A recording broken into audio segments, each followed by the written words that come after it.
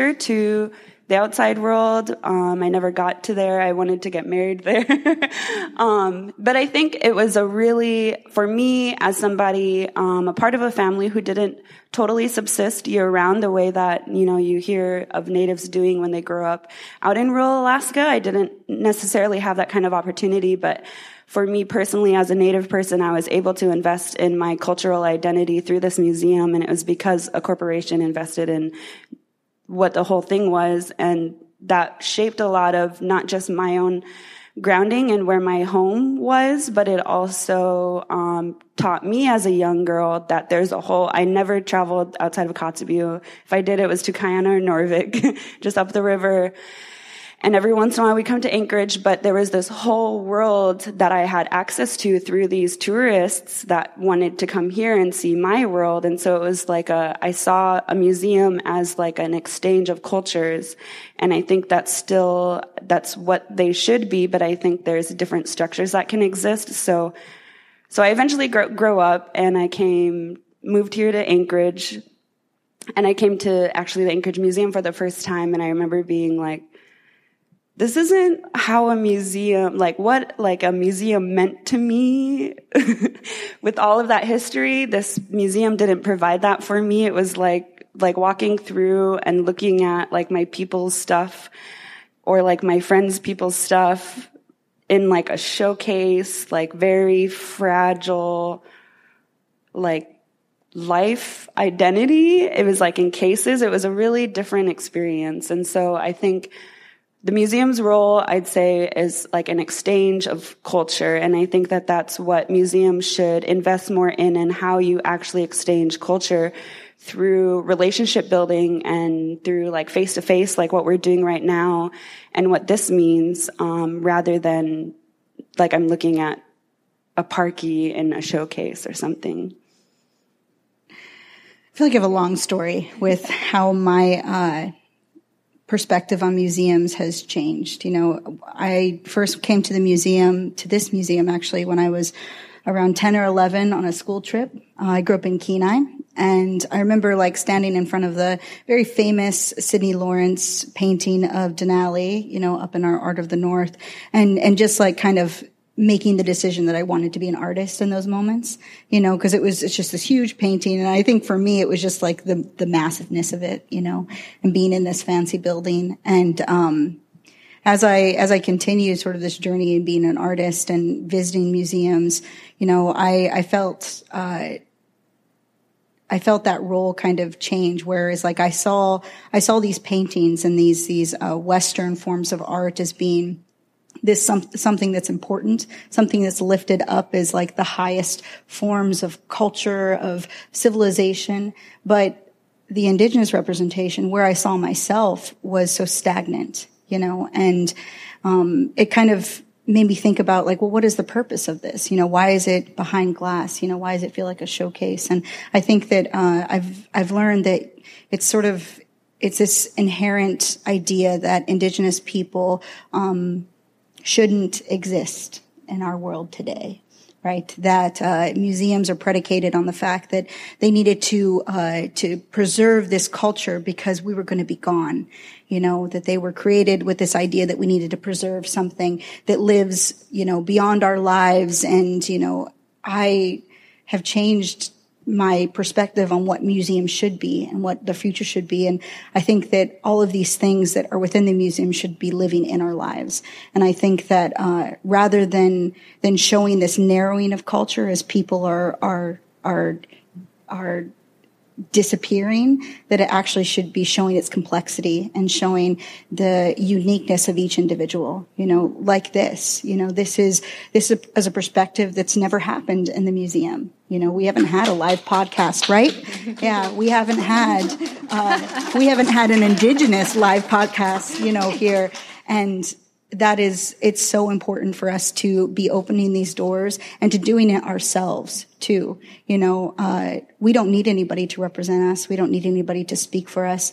We can do that ourselves, and we can do it from a perspective that is more inclusive and more in a way that is with indigenous people in mind. Something you said too, is like what is lifted in the museum, And it's a Western perspective. It's a Western belief that these things put you at the highest form of art and culture, whereas if we return to indigenous ways of being, it's about that relationship. It's about that exchange. It's about, well, if we're going to do anything here, then it should be putting it into the community and asking if the community wants to be a part of it. For so long, museums, academia have belayed into indigenous communities, indigenous ideas, indigenous projects, and get what they want, record what they want, and then they leave. But we need to make space for ourselves. And I'm not saying that we need to burn this place down. I'm not saying that. I'm saying that we need to make space for ourselves within it, and I just think it's so important having these voices elevated, because if we're going to continue as a society, we need to be culturally diverse, linguistically diverse, and we need our knowledges and the way of thinking to be diverse, because that makes us stronger. Hi. I'll try to keep it short and sweet. It talked about some more, and then I'm like the beating the dead horse all the way at the end here, so I'll try to keep it short. I think that museums can be anything that we want them to be. Whoever is in charge of that museum can have it be whatever they want it to be, as long as they have a solid mission statement.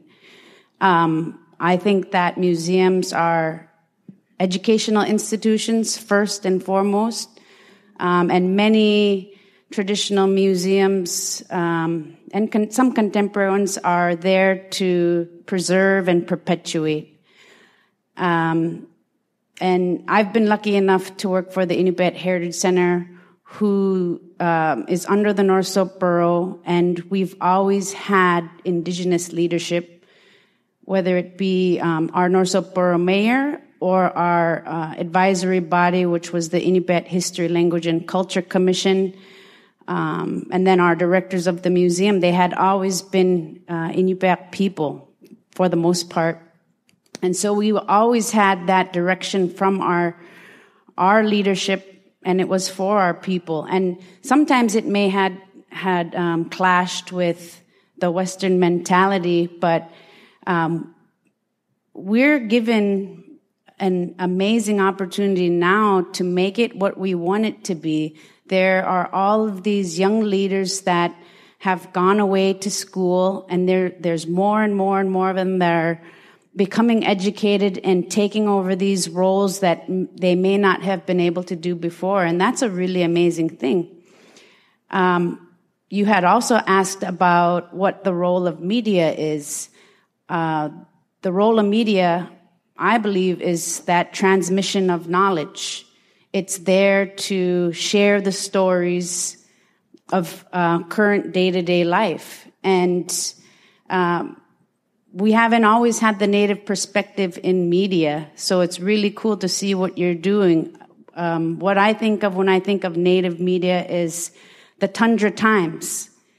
I think of Jeannie Green. I think of Sharon McConnell. And that's just, if you think of Native media, can you really think of more than the amount of people amount of fingers on your hand?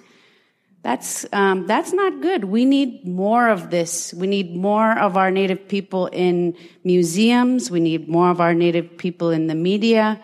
We need to fill those spaces so that we can be successful. Yeah, I think that I think you bring up a good point for the museum in Barrow, IHLC. There, I did, and you mentioned this too, is that it felt like, there's photos right when you walk into the museum of elders in their homes, and you can see, and that's what they look like. That's what I remember them as, and that's what is reflected in real life. It didn't feel like a anthropological photo that I was looking at from, thousands of years ago or anything. It felt like, oh, okay, this is what I recognize, and this is indicative of what life is like there now. It's what I remember. There was that relationship there. and people would come and sew skin boats in the back, right? Like it was open to the public for community members to come and work on their arts and crafts and provide a warm space for people to gather to do their work. So I think that relationship to the museum in Barrow is, I don't know that's my experience. I don't know if it's unique or not, but can you guys speak to that too? Like your we heard a little bit about what your personal relationship to the museum was, but growing up, what was your guys' personal relationship to the museums? So, like I said, I decided I wanted to be an artist by seeing a painting here when I was quite young. But it didn't feel like my Indigenous person was represented there. Everything felt, like there was a separation from what my actual life looked like. So I think that museums in a way should find ways to support what's actually happening in communities. It shouldn't be so much about display. We don't need to be on display anymore. We can, you can talk to Indigenous people. You can see what they're doing. You can, be part of their lives. And that's actually probably part of our responsibilities as, citizens of Anchorage, citizens of Dena'ina land, is that we should know what Dena'ina people are doing. We should know what the sovereign Eklutna tribe is investing in, what is their work. I think that, for me, museums growing up didn't feel like a welcome place. And it really wasn't until I started working here that even my family ever came to the museum or even felt like it was a welcome place. And it was because I was working here. And you said something too about how we need people working within these institutions. And I think, yes, that is true, and I think that, you said about going off to get an education to be here. I would even say that we should go a step further and we should challenge museums and institutions to recognize Indigenous knowledge where it's at and start inviting people in and having people work here without having to have the degree, without having to have these knowledges that are really only valuable to Western systems of education, Western systems of academia, Western society. It's a valuable thing to have elders in our audience today, and, they should be invited in here to work here and to shape what museums are doing. I think I strayed off the question. Sorry. That's good. No, okay. It was good. So the question was, how were you influenced by museums growing up? Yes. Well, I want to just mention that we didn't have a museum till maybe, 1999? Yeah. And I was born in 1984. So, but I do want to say that since the 70s, I want to say the 70s, my mom can correct me if I'm wrong, we've had the Inupiat History, Language, and Culture Division. It is now a department of the North Slope Borough since sometime in the 70s, maybe early 80s. And I feel really blessed because my mom worked there. And she worked there as a manager, oral historian, and a lot of what my mom's work was to travel to villages and work with elders and document stories and host elders and youth conferences. And I was lucky enough to travel with her sometimes to these villages. And, oh man, I think maybe that was a pivotal point in my life to where I was like, wow, this is cool. Every time we'd go to a village, I'd be like, I could live here because everybody is so nice, and you get to see a part of culture that's Inupiat culture, but it's maybe a little bit different than like in Anoktuva Pass where there's mountains and, they don't have the sea. Like where we're in Barrow, it's super flat, but we have the sea, right? I was lucky enough to be able to learn some of these things and watch the transmission of elders' knowledge to the youth and to my mom, and I just thought it was the coolest thing ever. And that impacted me because now I am able to do these sorts of things in these very same villages that my mom went to. Now, after the museum opened in Barrow, I was then lucky enough to be able to work there, and And I was able